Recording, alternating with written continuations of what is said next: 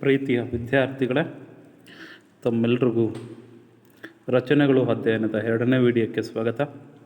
ಮಕ್ಕಳೇ, ನಾವಾಗಲೇ ಈಗ ಮೊದಲನೇ ವಿಡಿಯೋದಲ್ಲಿ ಈ ರಚನೆಗಳು ಅಧ್ಯಯನಕ್ಕೆ ಸಂಬಂಧಪಟ್ಟಂತೆ ಈಗಾಗಲೇ ನಾವು ಒಂದು ದತ್ತ ತ್ರಿಭುಜಕ್ಕೆ ಸಮರೂಪ ತ್ರಿಭುಜಗಳನ್ನು ರಚಿಸೋದು, ಆನಂತರ ಅನುಪಾತವು ಕೂಡ ಅಂಶ ಜಾಸ್ತಿ ಇದ್ದಾಗ ದತ್ತ ತ್ರಿಭುಜಕ್ಕಿಂತ ದೊಡ್ಡ ತ್ರಿಭುಜವನ್ನು ರಚಿಸುವಂಥದ್ದು, ಅಂಶ ಕಡಿಮೆ ಇದ್ದಾಗ ದತ್ತ ತ್ರಿಭುಜಕ್ಕಿಂತ ಚಿಕ್ಕ ತ್ರಿಭುಜವನ್ನು ರಚಿಸೋದು ಹೇಗೆ ಎನ್ನುವಂಥದ್ದನ್ನು ಕೂಡ ಮೊದಲನೇ ವಿಡಿಯೋದಲ್ಲಿ ಕಲ್ತಿದ್ವಿ ವಿದ್ಯಾರ್ಥಿಗಳೇ.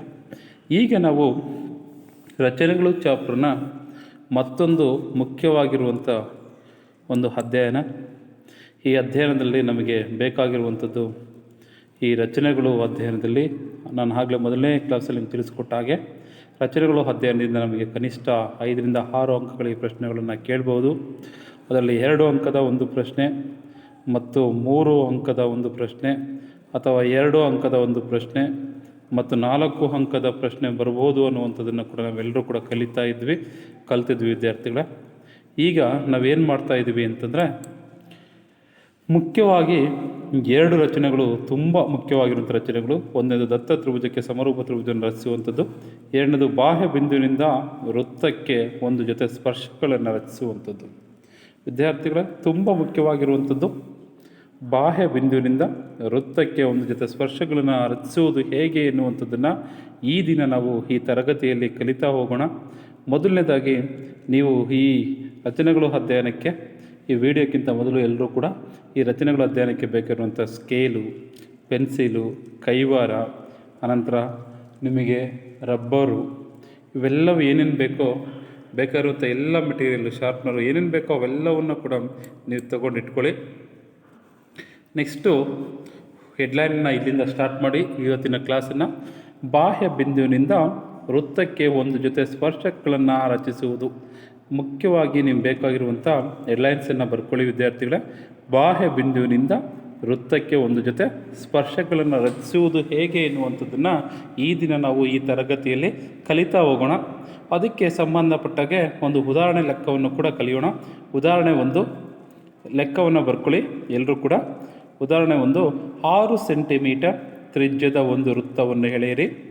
6 ಸೆಂಟಿಮೀಟರ್ ತ್ರಿಜ್ಯದ ಒಂದು ವೃತ್ತವನ್ನು ಎಳೆಯಿರಿ.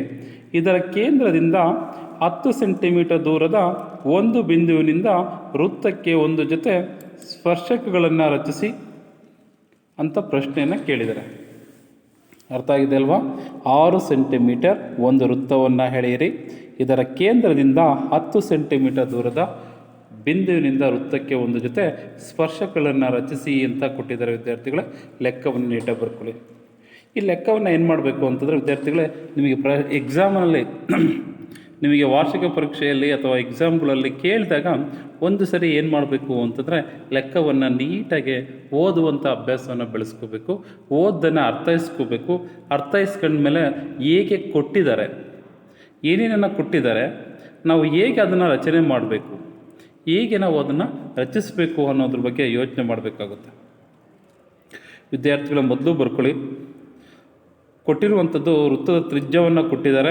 ವೃತ್ತದ ತ್ರಿಜ್ಯ R = 6 ಸೆಂಟಿಮೀಟರ್. ನೆಕ್ಸ್ಟು ದೂರ ಕೊಟ್ಟಿದ್ದಾರೆ. ಕೇಂದ್ರದಿಂದ ದೂರ D, ದೂರ ಅಥವಾ ಡಿಸ್ಟೆನ್ಸು, ದೂರ = 10 ಸೆಂಟಿಮೀಟರ್ನ ಬರ್ಕೊಳ್ಳಿ. ಇದಾದಮೇಲೆ ಏನು ಮಾಡಬೇಕು ವಿದ್ಯಾರ್ಥಿಗಳ, ಮೊದಲನೇದಾಗಿ ಸ್ಕೇಲನ್ನು ತಗೊಳ್ಳಿ. ಸ್ಕೇಲ್ನ ಸಹಾಯದಿಂದ ಕೈವಾರವನ್ನು ಬಳಸ್ಕೊಂಡು 6 ಸೆಂಟಿಮೀಟರ್ ಒಂದು ತ್ರಿಜ್ಯವನ್ನು, 6 ಸೆಂಟಿಮೀಟರ್ ಒಂದು ತ್ರಿಜ್ಯವನ್ನು ಹೇಳ್ಕೊಳ್ಳಿ. 6 ಸೆಂಟಿಮೀಟರ್ ಅಳತೆ ಮಾಡ್ಕೊಳ್ಳಿ. ಅರ್ಥ ಆಯ್ತಲ್ಲ ಹೇಳ್ತಾ ಇರೋದು?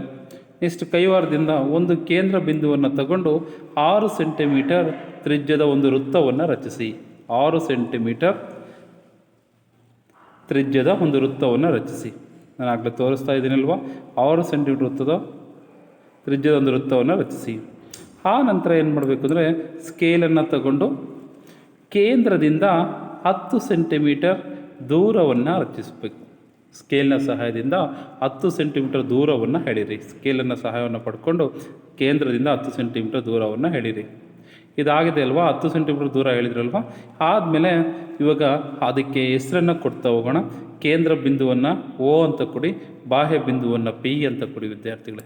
ಕೇಂದ್ರ ಬಿಂದುವನ್ನು O ಅಂತ ಕೊಡಿ, ಬಾಹ್ಯ ಬಿಂದುವನ್ನು P ಅಂತ ಕೊಡಿ. ಈಗ OP ರೇಖೆಗೆ ಲಂಬಾರ್ಧಕವನ್ನು ರಚಿಸಬೇಕು. OP ರೇಖೆಗೆ ಏನು ಮಾಡಬೇಕು? ಲಂಬಾರ್ಧಕವನ್ನು ರಚಿಸಬೇಕು. ನೆನ್ಪಿಟ್ಕೊಳ್ಳಿ ವಿದ್ಯಾರ್ಥಿಗಳ, OP ರೇಖೆಗೆ ಲಂಬಾರ್ಧಕವನ್ನು ರಚಿಸಬೇಕು. O ಕೇಂದ್ರವನ್ನಾಗಿ ತಗೊಂಡು, ಕೈವಾರದ ಸಹಾಯದಿಂದ O ಕೇಂದ್ರವಾಗಿ ತಗೊಂಡು ಅರ್ಧಕ್ಕಿಂತ ಜಾಸ್ತಿ ಅಳತೆಯನ್ನು ತಗೋಬೇಕು. ಗೊತ್ತಾಯ್ತಾ? ಲಂಬಾರ್ಧಕವನ್ನು ರಚಿಸ್ಬೇಕಾದ್ರೆ OP ರೇಖೆಗೆ ಲಂಬಾರ್ಧಕವನ್ನು ರಚಿಸ್ಬೇಕಾದ್ರೆ ಕೈವಾರದಲ್ಲಿ ಅಳತೆಯನ್ನು ತಗೊಳ್ಳಿ, ಅರ್ಧಕ್ಕಿಂತ ಜಾಸ್ತಿ ರಚನೆಯನ್ನು ಮಾಡ್ಕೊಳ್ಳಿ. ಅರ್ಧಕ್ಕಿಂತ ಜಾಸ್ತಿ ಅಳತೆಯನ್ನು ತಗೊಂಡು ಕಂಸಗಳನ್ನು ಕತ್ತರಿಸಬೇಕು. ಈಗ ಅರ್ಧಕ್ಕಿಂತ ಜಾಸ್ತಿ ಅಳತೆಯನ್ನು ತೊಗೊಂಡಿದ್ರಲ್ವ ಕೈವಾರ ಸಹಾಯದಿಂದ. ಓಕೆ, OP ರೇಖೆ ಖಂಡದ ಮೇಲೆ. ಓಕೆ, ಇದಾದಮೇಲೆ ಏನು ಮಾಡಬೇಕು ಅಂತಂದರೆ ನೀವು ಕಂಸಗಳನ್ನು ಕತ್ತರಿಸಬೇಕು. ಇಲ್ಲಿ ನೋಡಿ ತೋರಿಸ್ತಾ ಇದ್ದೀನಿ. ಈ ರೀತಿ ನೀವೇನು ಮಾಡಬೇಕು ಅಂದರೆ ಮೇಲ್ಭಾಗದಲ್ಲಿ ಕಂಸವನ್ನು ಕತ್ತರಿಸಬೇಕು, O ಕೇಂದ್ರವನ್ನಾಗಿ ತಗೊಂಡು ಕೈವಾರದಲ್ಲಿ. ಅದೇ ಥರ ಕೆಳಭಾಗದಲ್ಲೂ ಕೂಡ ಏನು ಮಾಡಬೇಕು ಅಂದರೆ ಕಂಸವನ್ನು ಕತ್ತರಿಸಬೇಕು ವಿದ್ಯಾರ್ಥಿಗಳು. ಕಂಸವನ್ನು ಕತ್ತರಿಸಿ. ಓಕೆನಾ? ನೋಡ್ಕೊಳ್ಳಿ. ಹಾಗೆಯೇ ಮೇಲ್ಭಾಗದಲ್ಲಿ ಕತ್ತರಿಸಿದ ಮೇಲೆ ಕೆಳಭಾಗದಲ್ಲೂ ಕೂಡ ಕಂಸವನ್ನು ಕತ್ತರಿಸಬೇಕು. ಕೆಳಭಾಗದಲ್ಲೂ ಕೂಡ ಏನು ಮಾಡಬೇಕು? ಕಂಸವನ್ನು ಕತ್ತರಿಸಬೇಕು. ಓಕೆ, ಮೇಲ್ಭಾಗ ಮತ್ತು ಕೆಳಭಾಗ ಎರಡರಲ್ಲೂ ಕೂಡ ಕಂಸವನ್ನು ಕತ್ತರಿಸಿದಾದಮೇಲೆ ನೆಕ್ಸ್ಟ್ ಏನು ಮಾಡಬೇಕು ಅಂತಂದರೆ ಈ ಕೈವಾರದಲ್ಲಿ ಅಳತೆಯನ್ನು ಬದಲಾಯಿಸಬಾರ್ದು. ಮತ್ತೇನು ಮಾಡಬೇಕು ಅಂದರೆ Pಯನ್ನು ಕೇಂದ್ರವಾಗಿಟ್ಕೊಂಡು, P ಬಿಂದುವನ್ನು ಕೇಂದ್ರವಾಗಿಟ್ಕೊಂಡು ಮತ್ತೆ ನಾನು ಆಗಲೇ ಹೇಳಿದಾಗೆ ನೀವೇನು ಮಾಡಬೇಕು ಅಂತಂದರೆ ಮತ್ತೆ ಇಲ್ಲಿ ಇನ್ನೆರಡು ಕಂಸಗಳನ್ನು ಕತ್ತರಿಸಬೇಕು. ನೋಡ್ಕೊಳ್ಳಿ, ಇಲ್ಲಿ ಕೇಂದ್ರ Pಯನ್ನು ಕೇಂದ್ರವಾಗಿರಿಸ್ಕೊಂಡು ಇಲ್ಲೊಂದು ಕಂಸವನ್ನು ಕತ್ತರಿಸ್ರಿ. ಅರ್ಥ ಆಗಿದೆಯಲ್ಲ? ಹಾಗೆ ಎರಡು ಕಂಸಗಳು ಒಂದು ಬಿಂದುವಿನಲ್ಲಿ ಛೇದಿಸ್ತವೆ. ಅದೇ ಥರ ಇನ್ನೊಂದು ಸರಿ ಕೆಳಗಡೆ, ವೃತ್ತದ ಕೆಳಗಡೆ ಕೂಡ ನಾವು ಕಂಸವನ್ನು ಕತ್ತರಿಸಬೇಕು. ಗೊತ್ತಾಗ್ತಾ ಹೇಳ್ತಾ ಇರೋದು? ವೃತ್ತದ ಕೆಳಗಡೆ ಕೂಡ ಕಂಸವನ್ನು ಕತ್ತರಿಸಿ. ಆಗಿದೆ ಅಲ್ವಾ? ವೃತ್ತದ ಕೆಳಗಡೆ ಕೂಡ ಕಂಸವನ್ನು ಕತ್ತರಿಸಿದ್ದೀರಾ. ಈಗ ಈ ಎರಡೂ ಬಿಂದುಗಳನ್ನು ಸ್ಕೇಲ್ನ ಸಹಾಯದಿಂದ ನೀವೇನು ಮಾಡಬೇಕಂದ್ರೆ ಸೇರಿಸಬೇಕು. ನೆಕ್ಸ್ಟು ಎರಡೂ ಬಿಂದುಗಳನ್ನು ಸ್ಕೇಲ್ನ ಸಹಾಯದಿಂದ ಸೇರಿಸಿ. ಇಲ್ಲಿ OP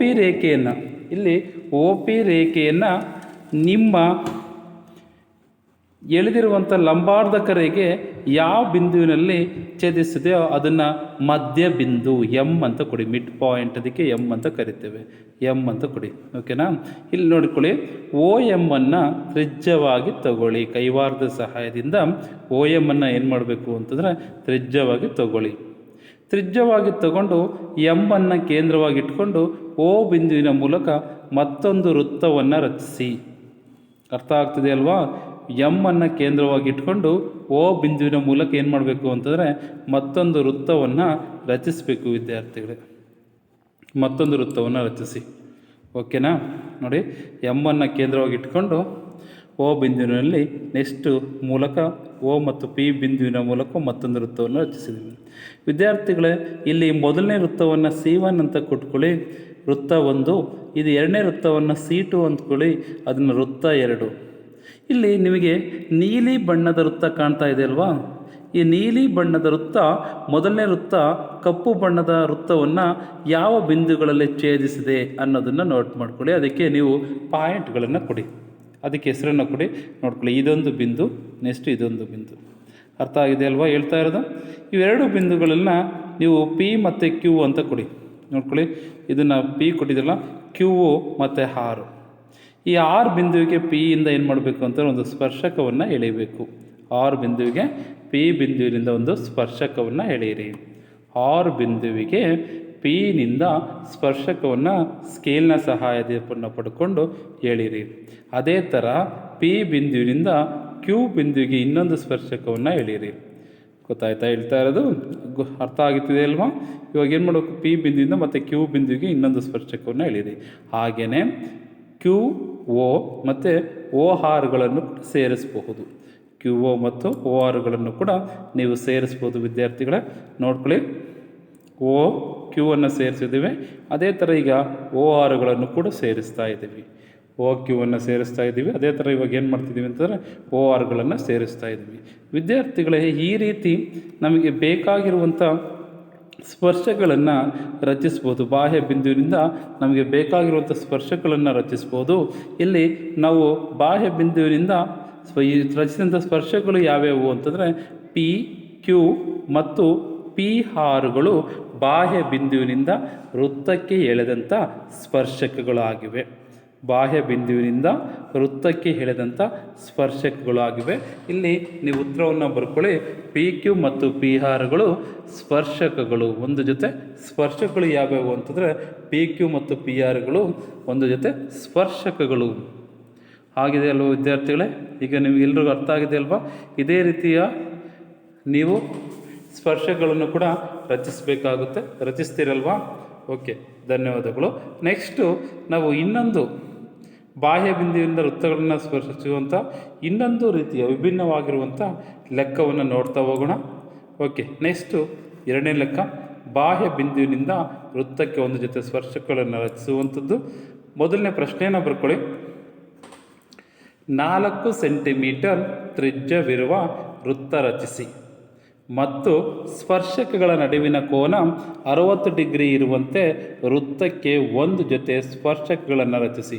ವಿದ್ಯಾರ್ಥಿಗಳೇ, ನೀವು ಕನ್ನಡ ಮಾಧ್ಯಮ ಆಗಿರೋದ್ರಿಂದ ನಿಮಗೆ ಈ ರಚನೆಗಳು ಅಧ್ಯಾಯ ತುಂಬ ಮುಖ್ಯವಾಗಿರುವಂಥದ್ದು.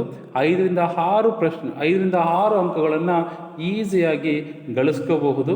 ಆದ್ದರಿಂದ ನಿಮಗೆ ಒತ್ತಿ ಏಕೆ ಹೇಳ್ತಾ ಇದ್ದೀನಿ ಅಂತಂದರೆ ಈ ಸ್ಪರ್ಶಕಗಳನ್ನು ರಚಿಸುವಂಥದ್ದು ತುಂಬ ಮುಖ್ಯವಾಗಿರುವಂಥ ವಿಚಾರ.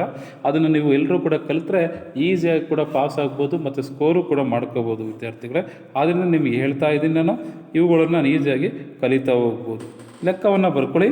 4 ಸೆಂಟಿಮೀಟರ್ ತ್ರಿಜ್ಯವಿರುವ ಒಂದು ವೃತ್ತವನ್ನು ರಚಿಸಬೇಕು ಮತ್ತು ಸ್ಪರ್ಶಗಳ ನಡುವಿನ ಕೋನ 60 ಡಿಗ್ರಿ ಇರುವಂತೆ ವೃತ್ತಕ್ಕೆ ಒಂದು ಜೊತೆ ಸ್ಪರ್ಶಗಳನ್ನು ರಚಿಸಿ ಅಂತ ಕ್ವಶನ್ ಕೊಟ್ಟಿದ್ದಾರೆ. ಓಕೆ, ಇಲ್ಲಿ ನೋಡ್ಕೊಳ್ಳಿ ವಿದ್ಯಾರ್ಥಿಗಳೇ, ಅವ್ರೇನು ಕೊಟ್ಟಿದ್ದಾರೆ ಫಸ್ಟ್ ಬರ್ಕೊಳ್ಳಿ. ಕೊಟ್ಟಿರುವಂಥದ್ದೇನು? ತ್ರಿಜ್ಯ ಕೊಟ್ಟಿದ್ದಾರೆ, ವೃತ್ತ ತ್ರಿಜ್ಯ ಕೊಟ್ಟಿದ್ದಾರೆ. ತ್ರಿಜ್ಯ ಇದು ಕೊಟ್ಟು 4 ಸೆಂಟಿಮೀಟರ್ ಬರ್ಕೊಳ್ಳಿ, 4 ಸೆಂಟಿಮೀಟರ್. ಆ ನಂತರ ಏನು ಮಾಡಿದ್ದಾರೆ? ಸ್ಪರ್ಶಕಗಳ ನಡುವಿನ ಕೋನವನ್ನು ಕೊಟ್ಟಿದ್ದಾರೆ. ಸ್ಪರ್ಶಗಳ ನಡುವಿನ ಕೋನ ಎಷ್ಟು ಕೊಟ್ಟಿದ್ದಾರೆ? 60 ಡಿಗ್ರಿಯನ್ನು ಕೊಟ್ಟಿದ್ದಾರೆ ಅಲ್ವಾ? ಈಗ ಅವ್ರು ಕೊಟ್ಟಿರುವಂಥದ್ದು ಸ್ಪರ್ಶಗಳ ನಡುವಿನ ಕೋನವನ್ನು 60 ಡಿಗ್ರಿ ಕೊಟ್ಟಿದ್ದಾರೆ. ನಾವೇನು ಮಾಡಬೇಕು ಅಂತಂದರೆ ತ್ರಿಜ್ಯಗಳ ನಡುವಿನ ಕೋನ ಅಥವಾ ಕೇಂದ್ರ ಕೋನ, ತ್ರಿಜ್ಯಗಳ ನಡುವಿನ ಕೋನವನ್ನು ಕಂಡುಹಿಡ್ಕೋಬೇಕು. ಇದು ನೆನ್ಪಿಟ್ಕೊಳ್ಳಿ ವಿದ್ಯಾರ್ಥಿಗಳೇ, ತ್ರಿಜ್ಯಗಳ ನಡುವಿನ ಕೋನವನ್ನು ಕಂಡುಹಿಡ್ಕೋಬೇಕು. ಈಗ ತ್ರಿಜ್ಯಗಳ ನಡುವಿನ ಕೋನವನ್ನು ಕಂಡುಹಿಡಿಯೋದಕ್ಕೆ ಬೇಕಾಗಿರುವಂಥ ಸೂತ್ರ ಬರ್ಕೊಳ್ಳಿ. ತ್ರಿಜ್ಯಗಳ ನಡುವಿನ ಕೋನ is equal to 180 degree minus ಸ್ಪರ್ಶಗಳ ನಡುವಿನ ಕೋನ, ದಟ್ ಈಸ್ ಈಕ್ವಲ್ ಟು ತ್ರಿಜ್ಯಗಳ ನಡುವಿನ ಕೋನ is equal to 180 minus 60 is equal to 120 degree. ವಿದ್ಯಾರ್ಥಿಗಳೇ, ಈ ರೀತಿಯಾದಂಥ ಪ್ರಶ್ನೆಗಳನ್ನು ಕೊಟ್ಟಾಗ ನಿಮಗೆ ತ್ರಿಜ್ಯಗಳ ನಡುವಿನ ಕೋನವನ್ನು ಕೊಟ್ಟಾಗ ನೀವು ನೇರವಾಗಿ ರಚನೆಯನ್ನು ಮಾಡ್ತಾ ಹೋಗ್ಬೋದು. ಆದರೆ ನಿಮಗೆ ಈ ಸ್ಪರ್ಶಕಗಳ ನಡುವಿನ ಕೋನವನ್ನು ಕೊಟ್ಟಾಗ ನೀವು ಖಂಡಿತವಾಗಿಯೂ ತ್ರಿಜ್ಯಗಳ ನಡುವಿನ ಕೋನವನ್ನು ಫಸ್ಟು ಕಂಡುಹಿಡಲೇಬೇಕಾಗುತ್ತೆ. ನೆನ್ಪಿಟ್ಕೊಳ್ಳಿ, ತ್ರಿಜ್ಯಗಳ ನಡುವಿನ ಕೋನ is equal to 180 degree minus 60 is equal to 120 degree.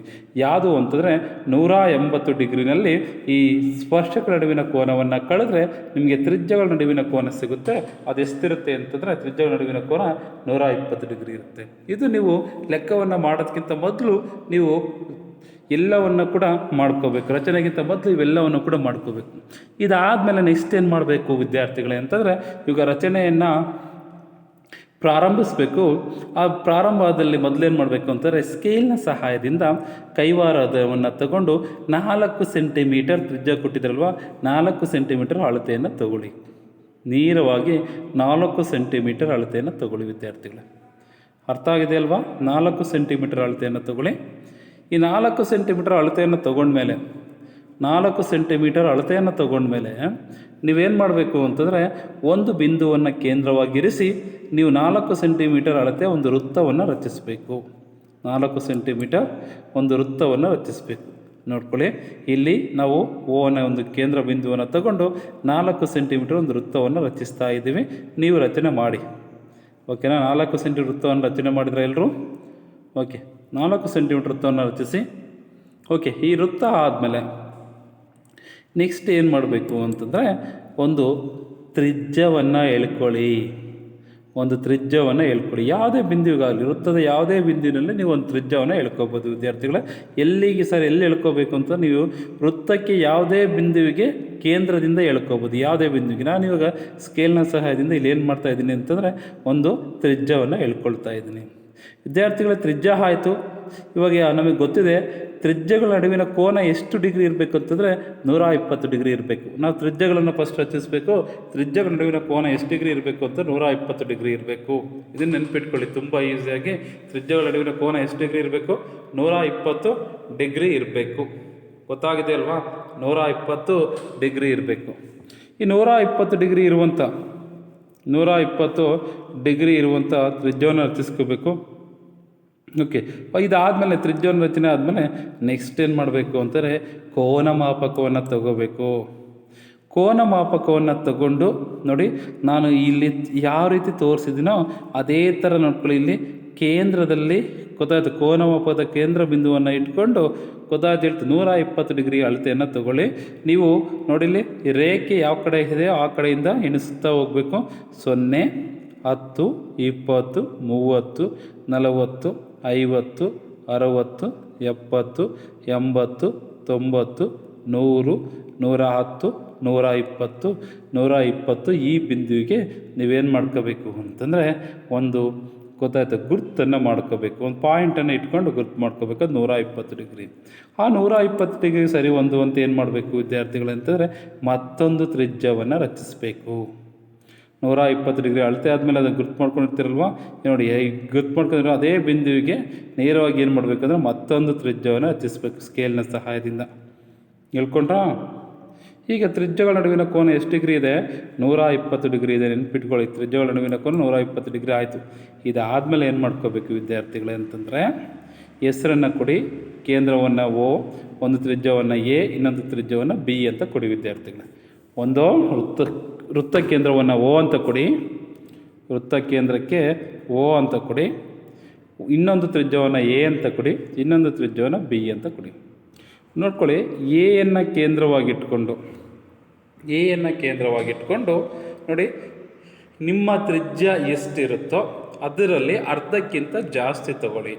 ನಿಮ್ಮ ತ್ರಿಜ್ಯ ಎಷ್ಟಿರುತ್ತೋ ಅದರಲ್ಲಿ ಅರ್ಧಕ್ಕಿಂತ ಜಾಸ್ತಿ ತಗೊಳ್ಳಿ ವಿದ್ಯಾರ್ಥಿಗಳೇ. ಎ ಕೇಂದ್ರವನ್ನಾಗಿಟ್ಕೊಂಡು ಅರ್ಧಕ್ಕಿಂತ ಜಾಸ್ತಿ ತಗೊಂಡು O ಕಡೆಯಿಂದ ಇನ್ನೊಂದು ಅರ್ಧ ವೃತ್ತವನ್ನು ರಚಿಸಿ. ಇನ್ನೊಂದು ಅರ್ಧ ವೃತ್ತವನ್ನು ರಚಿಸ್ತೀರಲ್ವ? ನೋಡ್ಕೊಳ್ಳಿ, ಇಲ್ಲಿ ನಾನು ಈಗಲೇ ತೋರಿಸಿದ್ದೀನಲ್ವ, ಎಯನ್ನು ಕೇಂದ್ರವಾಗಿಟ್ಕೊಂಡು ಓಕೆ ಆ OA ತ್ರಿಜ್ಯ ಎಷ್ಟಿದೆ ಅದಕ್ಕಿಂತ ಅರ್ಧಕ್ಕಿಂತಲೂ ಜಾಸ್ತಿ ತಗೊಂಡು ಏನು ಮಾಡಬೇಕು ಅಂತ ಇನ್ನೊಂದು ಅರ್ಧ ವೃತ್ತವನ್ನು ರಚಿಸ್ಕೊಳ್ಳಿ. ಓಕೆನಾ? ನೆಕ್ಸ್ಟ್ ಇದಾದಮೇಲೆ ಕೈವಾರವನ್ನು ಗೊತ್ತಾಯ್ತಾ ಹೇಳ್ತಿರೋದು ನೋಡ್ಕೊಳ್ಳಿ. ಇಲ್ಲಿ ಎಲ್ಲಿ OA ತ್ರಿಜ್ಯವನ್ನು ಆ ನಾವು ಎಳೆದಿರುವಂಥ ಅರ್ಧ ವೃತ್ತ ಗೊತ್ತಾಗುತ್ತೆ ಛೇದಿಸಿರುತ್ತೋ ಆ ಬಿಂದುವನ್ನು ಕೇಂದ್ರವಾಗಿಟ್ಕೊಂಡು ಈಗ ಮತ್ತೆ ಅರ್ಧ ವೃತ್ತವನ್ನು 3 ಭಾಗವನ್ನಾಗಿ ಮಾಡ್ಕೋಬೇಕು. ಗೊತ್ತಾಯ್ತಲ್ಲ ಹೇಳ್ತಿರೋದು? ನೋಡ್ಕೊಳ್ಳಿ, 3 ಭಾಗ ಮಾಡ್ಕೊಂಡು ಇದು ಮೊದಲನೇ ಭಾಗ.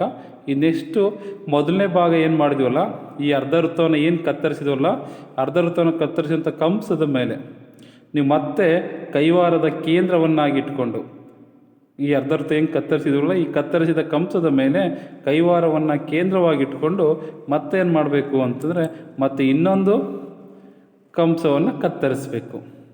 ಓಕೆ ಆಯ್ತಲ್ವಾ? ಇನ್ನೊಂದು ಕಂಸನ ಕತ್ತರಿಸಿರೋ ಅದೇ ಕೇಂದ್ರವಾಗಿಟ್ಕೊಂಡು ಇನ್ನೊಂದು ದೂರದಲ್ಲಿ ಇನ್ನೊಂದು ಕಂಸವನ್ನು ಕೂಡ ಇಲ್ಲಿ ಕತ್ತರಿಸಬೇಕು. ಗೊತ್ತಾಯ್ತು ಹೇಳ್ತೀರಿ? ಇನ್ನೊಂದು ಕಂಸವನ್ನು ಕೂಡ ಕತ್ತರಿಸಬೇಕು. ನೋಡ್ಕೊಳ್ಳಿ, ಇಲ್ಲೊಂದ್ಸರಿ ಕತ್ತರಿಸಿದ್ವಿ ಮತ್ತು ಇಲ್ಲೊಂದ್ಸರಿ ನೀವೇನು ಮಾಡಬೇಕು ಅಂತಂದರೆ ಅದೇ ಕೇಂದ್ರವಾಗಿಟ್ಕೊಂಡು ಕತ್ತರಿಸಬೇಕು. ಓಕೆ ಆಯ್ತಾ ವಿದ್ಯಾರ್ಥಿಗಳೇ? ಇದಾದಮೇಲೆ ನೆಕ್ಸ್ಟ್ ಏನು ಮಾಡಬೇಕು ಅಂತಂದರೆ ಬಿಯನ್ನು ಕೇಂದ್ರವಾಗಿಟ್ಕೊಂಡು ಮತ್ತೆ ಕೈವಾರದಲ್ಲಿ ಯಾವುದೇ ಅಳತೆಯನ್ನು ಬದಲಾಯಿಸಬೇಡಿ ವಿದ್ಯಾರ್ಥಿಗಳೇ. ನೀವೇನು ಮಾಡಬೇಕು ಅಂತಂದರೆ ಬಿಯನ್ನು ಕೇಂದ್ರವಾಗಿಟ್ಕೊಂಡು ಮತ್ತೊಂದು ಅರ್ಧ ವೃತ್ತವನ್ನು ಎಳಿಬೇಕು. ಮತ್ತೊಂದು ಅರ್ಧ ವೃತ್ತವನ್ನು ರಚಿಸಿ. ಗೊತ್ತಾಗಿದೆ ಅಲ್ವಾ? ಮತ್ತೊಂದು ಅರ್ಧ ವೃತ್ತವನ್ನು ರಚಿಸಬೇಕು. ಗೊತ್ತಾಯ್ತಾ ಹೇಳ್ತಾ ಇರೋದು? ಬಿಯನ್ನು ಕೇಂದ್ರವಾಗಿಟ್ಕೊಂಡು ಮತ್ತೊಂದು ಅರ್ಧ ವೃತ್ತವನ್ನು ರಚಿಸಿ.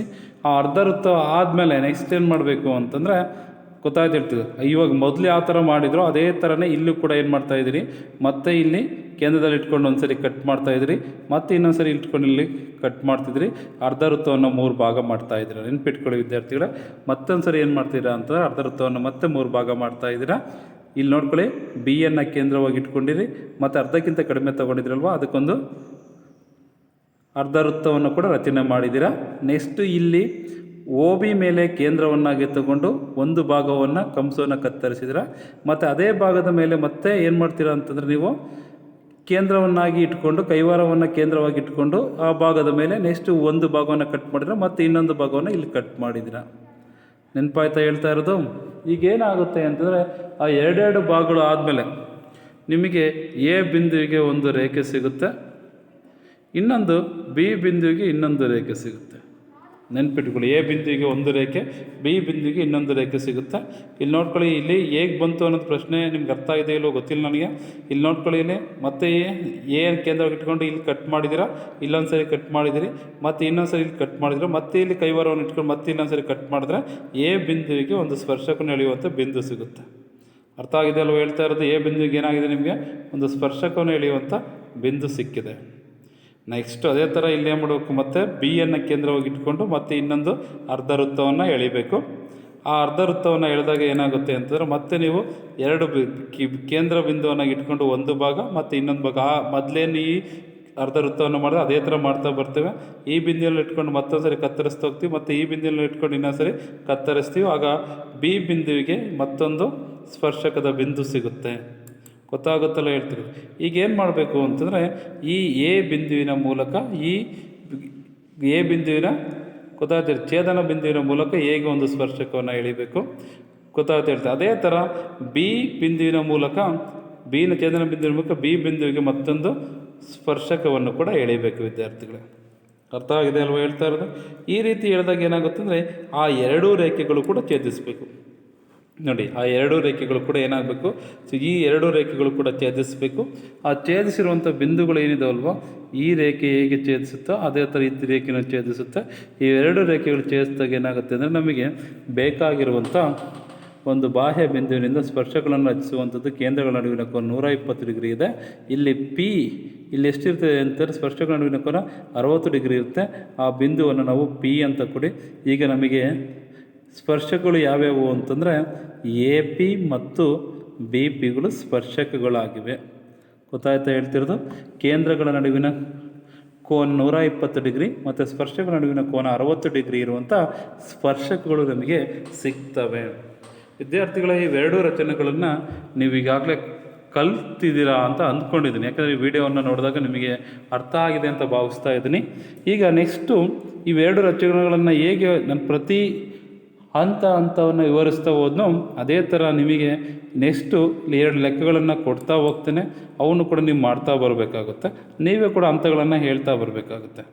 ನೋಡ್ಕೊಳ್ಳಿ, 3 ಸೆಂಟಿಮೀಟರ್ ತ್ರಿಜ್ಯದ ಒಂದು ವೃತ್ತವನ್ನು ಎಳೀರಿ. ಏನು ಮಾಡಬೇಕು ಅಂತಂದರೆ 3 ಸೆಂಟಿಮೀಟರ್ ತ್ರಿಜ್ಯದ ಒಂದು ವೃತ್ತವನ್ನು ಎಳಿಬೇಕು. ಇದರ ಒಂದು ವ್ಯಾಸವನ್ನು ಎರಡೂ ಕಡೆ ವೃದ್ಧಿಸಬೇಕು. ಇದರ ಒಂದು ವ್ಯಾಸವನ್ನು ಏನು ಮಾಡಬೇಕು ಅಂತಂದರೆ ಎರಡೂ ಕಡೆ ವೃದ್ಧಿಸಬೇಕು. ಅದರ ಮೇಲೆ ಕೇಂದ್ರದಿಂದ ಪ್ರತಿ ಬಿಂದುವು 7 ಸೆಂಟಿಮೀಟರ್ ದೂರದಲ್ಲಿರುವಂತೆ ಪಿ ಮತ್ತು ಕ್ಯೂ ಎಂಬ 2 ಬಿಂದುಗಳನ್ನು ಗುರುತಿಸಬೇಕು. ಪಿ ಮತ್ತು ಕ್ಯೂ ಎನ್ನುವಂಥ 2 ಬಿಂದುಗಳನ್ನು ಗುರುತಿಸಬೇಕು. 2 ಬಿಂದುಗಳಿಂದ ವೃತ್ತಕ್ಕೆ ಸ್ಪರ್ಶಗಳನ್ನು ಎಳೆಯಬೇಕು ಅಥವಾ ಎಳೆಯಿರಿ ಅಂತ ಪ್ರಶ್ನೆ ಕೊಟ್ಟಿದ್ದಾರೆ. ವಿದ್ಯಾರ್ಥಿಗಳು ನಿಮ್ಗೆ ಆಲ್ರೆಡಿ ಗೊತ್ತಿದೆ. ನಾವೀಗೇನು ಒಂದು ಕಡೆ ಮಾಡಿದ್ದು ಮೊದಲನೇ ಲೆಕ್ಕ, ಈಗ 2 ಕಡೆ ಮಾಡ್ತಾ ಹೋಗಬೇಕು. ಗೊತ್ತಾಗಿದೆ ಅಲ್ವಾ ಹೇಳ್ತಾ ಇರೋದು? ಗೊತ್ತಾಗಿದೆ ಅಲ್ವಾ? ನೋಡಿ, 3 ಸೆಂಟಿಮೀಟರ್ ತ್ರಿಜ್ಯದ ಒಂದು ವೃತ್ತವನ್ನು ಎಳೆಯಿರಿ. ನೋಡ್ಕೊಳ್ಳಿ ವಿದ್ಯಾರ್ಥಿಗಳೇ, ಇಲ್ಲಿ ಕಾಣ್ತಾ ಇದೆಯಲ್ಲ, ಓ ಅನ್ನು ಕೇಂದ್ರವಾಗಿ ಇಟ್ಕೊಂಡು ಸ್ಕೇಲ್ನ ಸಹಾಯದಿಂದ ಏನು ಮಾಡಬೇಕು ಅಂತಂದರೆ 3 ಸೆಂಟಿಮೀಟರ್ ತ್ರಿಜ್ಯವನ್ನು ತಗೊಂಡು ನಿಮಗೆ ಒಂದು ವೃತ್ತವನ್ನು ರಚಿಸಿ. ಈ ವೃತ್ತ ಬರುತ್ತೆ. ನಿಮಗೆ ಒಂದು ವೃತ್ತವನ್ನು ರಚಿಸಿದರೆ ನಿಮಗೆ ಬೇಕಾಗಿರುವಂಥ ಈ ವೃತ್ತ ಸಿಗುತ್ತೆ. ಗೊತ್ತಾಯ್ತಾ ಹೇಳ್ತಿರೋದು? ಈಗ ಕಂಪ್ಲೀಟ್ ಆಯಿತಾ? ವೃತ್ತವನ್ನು ರಚಿಸಬೇಕು. ಪೂರ್ತಿಯಾಗಿ ವೃತ್ತವನ್ನು ರಚಿಸಿ. ಓಕೆ, 3 ಸೆಂಟಿಮೀಟರ್ ತ್ರಿಜ್ಯವನ್ನು ತಗೊಂಡು ಈ ವೃತ್ತವನ್ನು ರಚಿಸಿ. ಈ ವೃತ್ತವನ್ನು ರಚಿಸಿದ ಮೇಲೆ ನೋಡ್ಕೊಳ್ಳಿ, ಇಲ್ಲಿಂದ ಇಲ್ಲಿಗೆ 3 ಸೆಂಟಿಮೀಟರ್ ಇರುತ್ತೆ, ಇಲ್ಲಿಂದ ಇಲ್ಲಿಗೆ 3 ಸೆಂಟಿಮೀಟರ್ ಇರುತ್ತೆ. ಇದರ ವ್ಯಾಸವನ್ನು ಎರಡೂ ಕಡೆ ವೃದ್ಧಿಸಬೇಕು. ನೋಡಿ, ಇದರ ವ್ಯಾಸ ಯಾವುದಪ್ಪ ಅಂತಂದರೆ ನೋಡಿ, ಓ ಇಂದ ಇಲ್ಲಿಗಿರುವಂಥದ್ದು ಒಂದು ವ್ಯಾಸ, ಇಲ್ಲಿಗಿರುವಂಥದ್ದು ಇದು ಪೂರ್ತಿ ಇದರ ವ್ಯಾಸ. ಇದು ತ್ರಿಜ್ಯದ ಇದು ಪೂರ್ತಿ ವ್ಯಾಸವನ್ನು ಎರಡೂ ಕಡೆ ವೃದ್ಧಿಸಬೇಕು. ಅದರ ಮೇಲೆ ಕೇಂದ್ರದಿಂದ ಪ್ರತಿ ಬಿಂದು 7 ಸೆಂಟಿಮೀಟರ್ ದೂರದಲ್ಲಿರಬೇಕು. ನೋಡಿ, ಇದು ಕೇಂದ್ರದಿಂದ ಈ ಕಡೆ 7 ಸೆಂಟಿಮೀಟರ್ ಹೇಳ್ಕೊಳ್ಳಿ, ಅದನ್ನು ಕ್ಯೂ ಬಿಂದು ಅಂತ ಕೊಡಿ.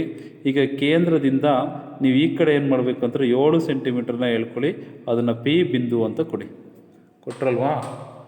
ಅರ್ಥ ಆಗಿದೆ ಅಲ್ವಾ?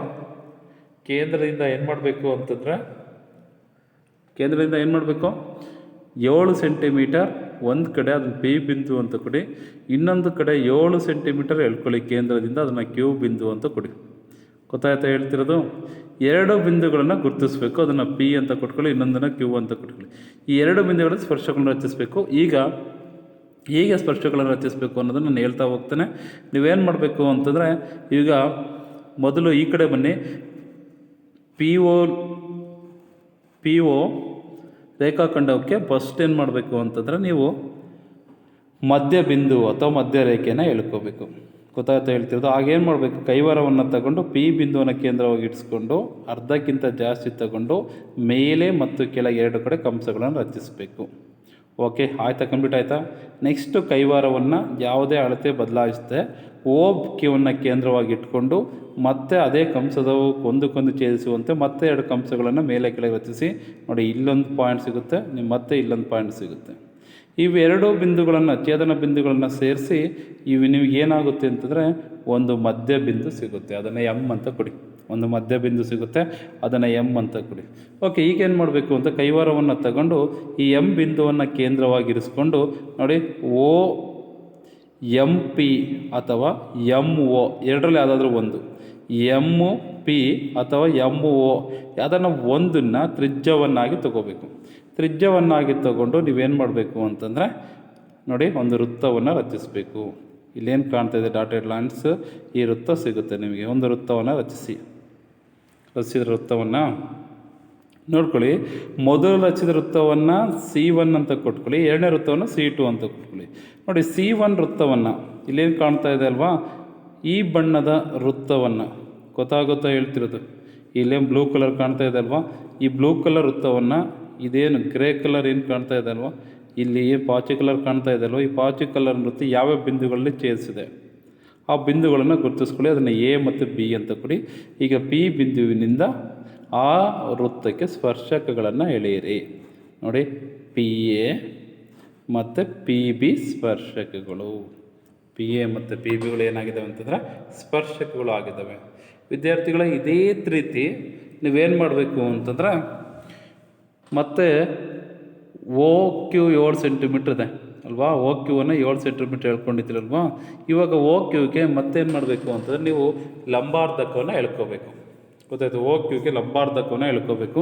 ಇದು ಲಂಬಾರ್ಧಕವನ್ನು ಎಳಿಬೇಕಂದ್ರೆ ಏನು ಮಾಡಬೇಕಂತಾರೆ, ಓವನ್ನು ಕೇಂದ್ರವಾಗಿರಿಸ್ಕೊಂಡು ಕೈವಾರದಲ್ಲಿ ಗೊತ್ತಾಗುತ್ತಾ ಹೇಳ್ತಿರೋದು ಅರ್ಧಕ್ಕಿಂತ ಜಾಸ್ತಿ ತಗೊಂಡು ಏನು ಮಾಡಬೇಕು ಅಂತಂದ್ರೆ ಮೇಲೆ ಮತ್ತು ಕೆಳಗಡೆ ವೃತ್ತದ ಮೇಲ್ಭಾಗ ಮತ್ತು ಕೆಳಭಾಗ ಎರಡೂ ಭಾಗಗಳು ಕಂಸಗಳನ್ನು ರಚಿಸಿ ಮತ್ತು ಕೈವಾರದ ಅಳತೆಗಳನ್ನು ಬದಲಾಯಿಸದೆ ಮತ್ತು ಕ್ಯೂ ಬಿಂದುವನ್ನು ಕೇಂದ್ರವಾಗಿ ಇಟ್ಕೊಂಡು ಮತ್ತೊಮ್ಮೆ ಮೇಲೆ ಮತ್ತು ಕೆಳಗಡೆ ಕಂಸಗಳನ್ನು ರಚಿಸಿ ಅವೆರಡು ಕಂಸಗಳು ಒಂದಕ್ಕೊಂದು ಛೇದಿಸಲಿ. ಎರಡು ಕಂಸಗಳು ಏನಾಗಿರಲಿ ಅಂತ ಒಂದಕ್ಕೊಂದು ಛೇದಿಸಲಿ. ಇವೆರಡೂ ಛೇದನ ಬಿಂದುಗಳನ್ನು ಸ್ಕೇಲ್ನ ಸಹಾಯದಿಂದ ಮತ್ತೆ ಅವುಗಳನ್ನು ಎಳೆಯಿರಿ. ಸ್ಕೇಲ್ನ ಸಹಾಯದಿಂದ ಜೋಡಿಸಿ. ಈಗ ಓ ಕ್ಯೂ ರೇಖಾಖಂಡವನ್ನು ಎನ್ ಬಿಂದುವಿನಲ್ಲಿ ಅವೆರಡು ರೇಖೆಗಳು ಛೇದಿಸ್ತವೆ. ಆ ಛೇದಿಸುವಂಥ ರೇಖೆಯನ್ನು ಎನ್ ಅಂತ ಕೊಟ್ಕೊಳ್ಳಿ. ಈಗ ಎನ್ನನ್ನು ಕೇಂದ್ರವಾಗಿಟ್ಕೊಂಡು ಎನ್ ಕ್ಯೂವನ್ನು ತ್ರಿಜ್ಯವಾಗಿ ತಗೊಂಡು ಮತ್ತೊಂದು ವೃತ್ತವನ್ನು ರಚಿಸಬೇಕು.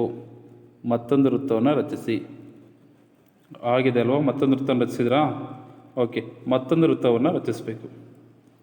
ಮತ್ತೊಂದು ವೃತ್ತವನ್ನು ರಚನೆ ಮಾಡಿದ್ರೆ ಮತ್ತೊಂದು ವೃತ್ತವನ್ನು. ಓಕೆ, ಈ ರಚನೆ ಆದಮೇಲೆ ನೀವೇನು ಮಾಡಬೇಕು ಅಂತಂದರೆ, ಈ ರಚನೆ ಆದಮೇಲೆ ನೀವೇನು ಮಾಡಬೇಕು ಅಂತಂದರೆ ಇಲ್ಲಿ ಸಿ ಡಿಯನ್ನು ಗುರುತಿಸ್ಬೇಕು. ಗೊತ್ತಾಗ್ತಿರ್ತದೆ. ಮೊದಲನೇ ವೃತ್ತವನ್ನು ಮೂರನೇ ವೃತ್ತ ಯಾವ ಬಿಂದುಗಳಲ್ಲಿ ಛೇದಿಸಿದೆ ಆ ಛೇದಿಸಿರೋ ಬಿಂದುವನ್ನು ಸಿ ಮತ್ತು ಡಿ ಅಂತ ಕೊಡಿ. ನೀವೇನು ಮಾಡಬೇಕು ಅಂತಂದರೆ ಇವಾಗ ಸ್ಕೇಲ್ನ ಸಹಾಯದಿಂದ ಸಿ ಕ್ಯೂ ಮತ್ತು ಡಿ ಕ್ಯೂವನ್ನು ಸೇರಿಸಿ. ಈಗ ನಿಮಗೆ ಬೇಕಾಗಿರುವಂಥ ಸ್ಪರ್ಶಗಳು ಆಯಿತು. ನೆಕ್ಸ್ಟ್ ಏನು ಮಾಡಬೇಕು ಅಂತಂದರೆ ಓ ಸಿ ಮತ್ತು ಓ ಡಿಗಳನ್ನು ಸೇರಿಸಿ, ಅದೇ ಥರ ಓ ಎ ಮತ್ತು ಓ ಬಿಗಳನ್ನು ಸೇರಿಸಿ ಇಲ್ಲಿಗೆ ನಿಮ್ಮ ರಚನೆ ಸಂಪೂರ್ಣವಾಗಿ ಇಲ್ಲಿಗೆ ಮುಕ್ತಾಯ ಆಗುತ್ತೆ. ಹೀಗೆ ಬಾಹ್ಯ ಬಿಂದುವಿನಿಂದ ವೃತ್ತಕ್ಕೆ ಸ್ಪರ್ಶಕಗಳನ್ನು ಎಳಿಬೇಕು ವಿದ್ಯಾರ್ಥಿಗಳೇ. ಆಗಲೇ ಒಂದು ಸ್ಪರ್ಶಕವನ್ನು ಎಳೆದಿದ್ವಿ, ಈಗ ಎರಡು ಸ್ಪರ್ಶಕಗಳನ್ನು ಎಳಿತಾ ಹೋಗ್ತೀವಿ ವಿದ್ಯಾರ್ಥಿಗಳೇ. ಹೀಗೆ ನಿಮಗೆ ರಚನೆ ಹಂತಗಳು ಕೂಡ ಇದ್ದಾವೆ. ಇಲ್ಲಿ ರಚನೆಯ ಹಂತಗಳು ಕೂಡ ನೀವೇನೇನು ಮಾಡ್ಬೋದು ಅನ್ನೋದನ್ನು ನೀವು ಬರ್ಕೋಬೋದು. ಗೊತ್ತಾಯ್ತಾ? ಓ ಬಿಂದುವಿನಲ್ಲಿ ನೋಡಿ ಏನೇನು ಮಾಡಿದ್ವಿ. ಹಂತ 1 ಏನು, ಹಂತ 2, ಹಂತ 3, ಹಂತ ಮತ್ತು ಆಮೇಲೆ ಸಮರ್ಥನೆ ಕೂಡ ಇದೆ. ಈ ಸಮರ್ಥನೆಯನ್ನು ಕೂಡ ಓದ್ಕೊಂಡು ನೀವು ರಚನೆಗಳನ್ನು ಮಾಡ್ತಾ ಹೋಗ್ಬೋದು ವಿದ್ಯಾರ್ಥಿಗಳೇ. ನಿಮಗೆ ಸಮರ್ಥನೆ ಕೂಡ ಹೌದು, ಇದು ರಚನೆಯ ಹಂತಗಳು ಹೌದು. 3 ಹಂತಗಳಲ್ಲಿ ರಚನೆಯನ್ನು ಮಾಡ್ತಾ ಹೋಗ್ತೇವೆ. ನಮಗೆ ಅಪೇಕ್ಷಿತ 2 ಸ್ಪರ್ಶಕಗಳು ಕೂಡ ಬರ್ತಾ ಹೋಗ್ತವೆ. ಇಲ್ಲಿ ನೋಡ್ಕೊಳ್ಳಿ, ಇದನ್ನು ಪೂರ್ತಿಯಾಗಿ ಓದ್ಕೊಂಡು ಈ ಹಂತಗಳನ್ನು ಕೂಡ ನೋಟ್ಸಲ್ಲಿ ಬರ್ಕೊಳ್ಳಿ ವಿದ್ಯಾರ್ಥಿಗಳೇ. ಮೊದಲೇ ಹಂತ ಓ ಬಿಂದುವಿನಲ್ಲಿ 3 ಸೆಂಟಿಮೀಟರ್ ತ್ರಿಜ್ಯವುಳ್ಳ ಒಂದು ವೃತ್ತವನ್ನು ಎಳೆಯಿರಿ. ವೃತ್ತದಲ್ಲಿ ಒಂದು ವ್ಯಾಸವನ್ನು ಎಳೆದು ಅದರ ಉಭಯ ಪಾರ್ಶ್ವಗಳಲ್ಲಿ ಕೇಂದ್ರದಿಂದ 7 ಸೆಂಟಿಮೀಟರ್ ವೃದ್ಧಿಸಿ ಅದರ ತುದಿ ಬಿಂದುಗಳನ್ನು ಪಿ ಮತ್ತು ಕ್ಯೂ ಎಂದು ಹೆಸರಿಸಿ ಒ ಪಿ ಮತ್ತು ಒ ಕ್ಯೂಗಳಿಗೆ ಪ್ರತ್ಯೇಕವಾಗಿ ಲಂಬಾರ್ಧಗಳನ್ನು ರಚಿಸಿ ಅಂತಿದೆ. ಅದು ಒ ಪಿ ಮತ್ತು ಒ ಕ್ಯೂಗಳನ್ನು ಎಂ ಮತ್ತು ಎನ್ಗಳಲ್ಲಿ ಛೇದಿಸಲಿ ಅಂತಿದೆ. ಒ ಪಿ ಮತ್ತು ಒ ಕ್ಯೂಗಳನ್ನು ಎಂ ಮತ್ತು ಎನ್ಗಳಲ್ಲಿ ಛೇದಿಸಲಿ ಅಂತಿದೆ. ಈಗ ಏನು ಮಾಡಬೇಕು ಅಂತಂದರೆ, ಎಂ ಮತ್ತು ಎನ್ಗಳನ್ನು ಕೇಂದ್ರವಾಗಿರಿಸಿ ಎಮ್ ಒ ಮತ್ತು ಎನ್ ಒ ತ್ರಿಜ್ಯಗಳಿಂದ ವೃತ್ತವನ್ನು ಎಳೆಯಿರಿ ಮತ್ತು ದತ್ತ ವೃತ್ತಗಳನ್ನು ಎ ಬಿ ಮತ್ತು ಸಿ ಡಿಗಳಲ್ಲಿ ಛೇದಿಸಲಿ. ಓಕೆ, ನೆಕ್ಸ್ಟ್ 3ನೇ ಹಂತ ಪಿ ಅನ್ನು ಎ ಮತ್ತು ಬಿಗಳಿಗೆ, ಕ್ಯೂ ಅನ್ನು ಸಿ ಮತ್ತು ಡಿಗಳಿಗೆ ಸೇರಿಸಿ ಅಂತಿದೆ. ನೆಕ್ಸ್ಟ್ ಈಗ P A, P B, Q C, Q ಡಿಗಳು ಅಪೇಕ್ಷಿತ 2 ಸ್ಪರ್ಶಕಗಳಾಗಿವೆ. ಸಮರ್ಥನೆ ಏನು ಅಂತಂದರೆ, ಪಿ ಎ ಸೇರಿಸಿ ಕೋನ ಪಿ ಎ ಒ ಅರ್ಧ ವೃತ್ತಖಂಡದ ಕೋನವಾಗಿದೆ. ನೆಕ್ಸ್ಟ್ ಕೋನ P A O 90 degree, therefore P A ಲಂಬ ಒ ಎ ಆಗಿರುತ್ತೆ. ದೇರ್ಫೋರ್ ಒ ಎ ಎಂಬುದು ದತ್ತ ವೃತ್ತದ ತ್ರಿಜ್ಯವಾದ್ದರಿಂದ ಪಿ ಎವು ವೃತ್ತಕ್ಕೆ ಸ್ಪರ್ಶಕವಾಗಬೇಕು. ಅದೇ ರೀತಿ P B, Q C, Q ಡಿಗಳು ಕೂಡ ಸ್ಪರ್ಶಕಗಳಾಗಿವೆ. ಇದು ಕೂಡ ಸಮರ್ಥನೆ.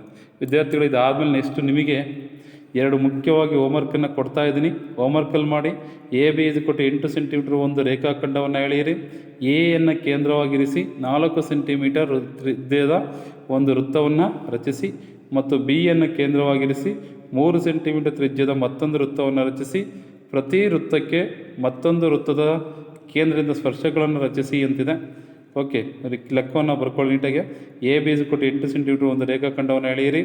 ಎಯನ್ನು ಕೇಂದ್ರವಾಗಿರಿಸಿ 4 ಸೆಂಟಿಮೀಟರ್ ತ್ರಿಜ್ಯದ ಒಂದು ವೃತ್ತವನ್ನು ರಚಿಸಿ ಮತ್ತು ಬಿಯನ್ನು ಕೇಂದ್ರವಾಗಿರಿಸಿ 3 ಸೆಂಟಿಮೀಟರ್ ತ್ರಿಜ್ಯದ ಮತ್ತೊಂದು ವೃತ್ತವನ್ನು ರಚಿಸಿ. ಪ್ರತಿ ವೃತ್ತಕ್ಕೆ ಮತ್ತೊಂದು ವೃತ್ತದ ಕೇಂದ್ರದಿಂದ ಸ್ಪರ್ಶಗಳನ್ನು ರಚಿಸಿ ಅಂತಿದೆ. ಇದನ್ನು ನೀವು ಹೋಮ್ವರ್ಕಲ್ಲಿ ಮಾಡಿ ಕಳಿಸಿ ವಿದ್ಯಾರ್ಥಿಗಳೇ. ಓಕೆ, ಕೊನೆಯದಾಗಿ ಇನ್ನೊಂದು ಲೆಕ್ಕವನ್ನು ಹೋಮ್ವರ್ಕ್ ಕೊಡ್ತಾ ಇದ್ದೀನಿ. ಇದು ಲಾಸ್ಟ್ ಹೋಮ್ವರ್ಕ್ ಲೆಕ್ಕ. A B 6 centimetre, B C 8 centimetre ಮತ್ತು ಕೋನ ಬಿ 90 ಡಿಗ್ರಿ ಇರುವ ತ್ರಿಭುಜ ಎ ಬಿ ಸಿಯು ಒಂದು ಲಂಬಕೋನ ತ್ರಿಭುಜವಾಗಿರಲಿ. ಬಿ ಡಿಯು ಬಿನಿಂದ ಎ ಸಿಯ ಮೇಲಿನ ಲಂಬವಾಗಿದೆ. ಬಿ ಸಿ ಡಿ ಮೂಲಕ ವೃತ್ತವನ್ನು ಎಳೆದಿದೆ. ಏನಿಂದ ವೃತ್ತಕ್ಕೆ ಸ್ಪರ್ಶಗಳನ್ನು ರಚಿಸಿ ಅಂತ ಪ್ರಶ್ನೆ. ಏನಿಂದ ವೃತ್ತಕ್ಕೆ ಸ್ಪರ್ಶಗಳನ್ನು ರಚಿಸಿ ಅಂತ ಪ್ರಶ್ನೆ ಇದೆ. ಓಕೆ, ಎಲ್ಲರೂ ಕೂಡ ಈ ವಿಡಿಯೋಗಳನ್ನು ನೋಡಿದ ಮೇಲೆ ಇವೆರಡು ಹೋಮ್ವರ್ಕ್ ಲೆಕ್ಕಗಳನ್ನು ಮಾಡಿ. ಆಮೇಲೆ ನೋಟ್ಸಲ್ಲೂ ಕೂಡ ಎಲ್ಲರೂ ಕೂಡ ವಿದ್ಯಾರ್ಥಿಗಳೇ ನೋಟ್ಸ್ ಕೂಡ ಕಂಪ್ಲೀಟೆಡ್ ಮಾಡ್ಕೋಬೇಕು. ರಚನೆಗಳು ಚಾಪ್ಟರ್ದು ನೋಟ್ಸ್ಗಳನ್ನು ಮಾಡ್ಕೊಳ್ಳಿ. ಆಮೇಲೆ ನೆಕ್ಸ್ಟು ಟೆಕ್ಸ್ಟ್ ಬುಕ್ಕಲ್ಲಿರುವಂಥ ಆ ವಿಡಿಯೋದು ಈ ವಿಡಿಯೋದ ಅಭ್ಯಾಸ ಲೆಕ್ಕಗಳನ್ನು ಚೆನ್ನಾಗಿ ನೀವು ನೋಟ್ಸಲ್ಲಿ ಪ್ರಾಕ್ಟೀಸ್ ಮಾಡ್ಕೊಳ್ಳಿ. ಓಕೆ, ಈ ವಿಡಿಯೋವನ್ನು ನೋಡೋದಕ್ಕೆ ಎಲ್ರಿಗೂ ಧನ್ಯವಾದಗಳು. ಈ ವಿಡಿಯೋದಿಂದ ನಾವೇನು ಮಾಡ್ತೀವಿ ಅಂದರೆ ವೃತ್ತಗಳನ್ನು ಮುಗಿಸ್ತಾ ಇದ್ದೀವಿ. ಈ ಇವತ್ತಿನ ಕ್ಲಾಸಿಗೆ ಎಲ್ಲರೂ ಕೂಡ ಧನ್ಯವಾದಗಳು ಹೇಳ್ತಾ ಈ ಕ್ಲಾಸನ್ನು ಮುಗಿಸ್ತೀನಿ. Thank you for all.